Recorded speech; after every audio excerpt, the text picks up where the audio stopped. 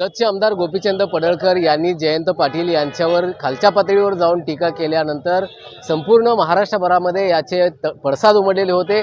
अनेक पदाधिकारी, कार्यकर्ते, नागरिक याविषयी तीव्र पडसाद त्यांच्या मनामध्ये होते आणि याचा निषेध म्हणून आज सांगलीमध्ये सर्वपक्षीय आणि राज्यस्तरीय मोर्चा काढण्यात आलेला होता। मोर्चानंतर या ठिकाणी स्टेशन चौकामध्ये, जो ऐतिहासिक स्टेशन चौक आहे, या चौकामध्ये भव्य असे सभेचं आयोजन करण्यात आलेलं होतं। सकाळी 12:30-1 वाजताच मोर्चाला सुरुवात झाली होती। आता 5:45 वाजलेले आहेत।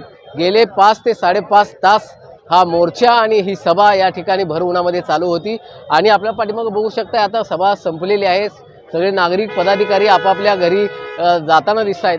परंतु हा जो आत्ता जी सभा झाली ती महाराष्ट्रातील अनेक मान्यवर असतील, राष्ट्रवादी काँग्रेस, शरदचंद्र पवार पक्षाचे प्रदेशाध्यक्ष शशिकांत शिंदे असतील, त्याच्यानंतर अमोल कोल्हे असतील, निलेश लंके आहेत, खासदार विशाल पाटील आहेत, त्याच्यानंतर आमदार रोहित पवार, रोहित पाटील आदींसह इतर अनेक ज्येष्ठ पदाधिकारी, आमदार, खासदार यामध्ये सहभागी झालेले होते। आणि गोपीचंद पडळकर यांनी जे वादग्रस्त वक्तव्य जयंत पाटील यांच्याबाबत केलेलं आहे त्या गोष्टीचा या मोठ्या अशा सभेच्या माध्यमातून आणि मोर्चाच्या माध्यमातून तीव्र असा निषेध व्यक्त केलेला आहे।